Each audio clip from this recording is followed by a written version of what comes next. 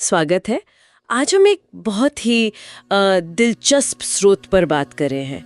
इसका नाम है ब्रह्मचर्य रूपांतरण की दिव्य अग्नि जी। और ये स्रोत ना एक बड़ा बुनियादी सवाल उठाता है कि क्या हो अगर ब्रह्मचर्य मतलब दमन के बारे में न हो, बल्कि एक तरह के वो कहते हैं पवित्र रूपांतरण के बारे में हो। हाँ, ये नजरिया काफी अलग है जो आम धारणा है उससे। बिल्कुल, आमतौर पर तो लोग इसे सिर्फ संयम या इच्छाओं को दबाना ही समझते हैं। सही कहा।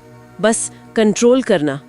पर ये स्रोत इसे अलग तरह से देख रहा है। हाँ, और ये स्रोत तो यौन ऊर्जा की तुलना एक कच्ची, आप कह सकते हैं ब्रह्मांडीय अग्नि से करता है। ब्रह्मांडीय अग्नि, हाँ, ये शब्द ही अपने आप में बहुत कुछ कहता है ना?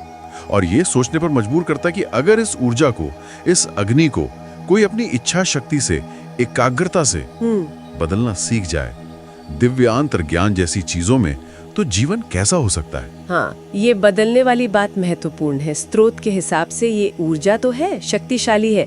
सवाल ये नहीं कि इसे खत्म कैसे करे। अच्छा। सवाल ये है कि इसकी दिशा कैसे बदले। तो ब्रह्मचर्य यहाँ ऊर्जा का दमन नहीं है। तो फिर क्या है? ये है उसका परिवर्तन, या कह लीजिए उन्नयन। उसको एक ऊंचे मकसद के लिए इस्तेमाल करना। जैसे? क्या मकसद? जैसे मानसिक स्पष्टता पाना, संकल्प शक्ति को मजबूत करना। स्रोत इसी ओर इशारा करता है। तो मतलब ये सिर्फ ना कहना नहीं है, बल्कि ऊर्जा को कहीं और लगाना है। बिल्कुल, किसी ज्यादा ऊंची जगह पर। हाँ बिल्कुल, ये एक तरह से रीडायरेक्ट करना है, दिशा बदलना। ये प्रक्रिया कैसे काम करती है? स्रोत कुछ बताता है? जैसे इच्छा शक्ति, एकाग्रता, इनका क्या रोल है इसमें? हाँ, बताता है।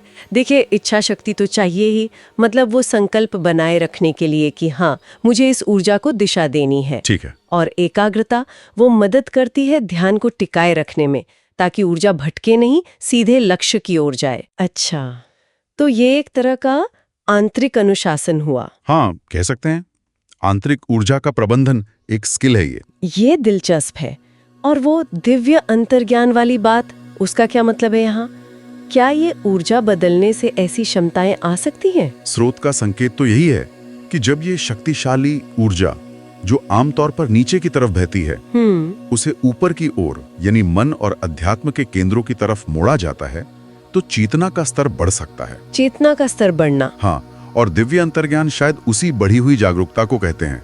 एक गहरी समझ, अंदर से मिलने वाला मार्गदर्शन। अच्छा, ऐसी समझ जो शायद सामान्य तर्क से ना मिले। समझ गए। तो ये सिर्फ शारीरिक स्तर की बात नहीं है, ये तो बहुत गहरा है, जैसे कोई आंतरिक कीमियागरी हो। हाँ, सही शब्द पकड़ा आपने, कीमियागरी, आंतरिक रूपांतरण की कुंजी। वाह, ये यौन ऊर्जा जिसे हम अक्सर बस शारीरिक रूप से देखते हैं, उसे ये स्रोत रचनात्मकता, मानसिक बल, यहाँ तक कि आध्यात्मिक जागृति का स्रोत बनाने की संभावना की तरह देखता है। तो संक्षेप में कहें तो यह स्रोत हमें बता रहा है कि ब्रह्मचर्य शायद दमन नहीं है, नहीं, बल्कि एक शक्तिशाली रूपांतरण करने वाली दिव्य अग्नि है, जिसे साधना होता है। बिल्कुल, यही सार है।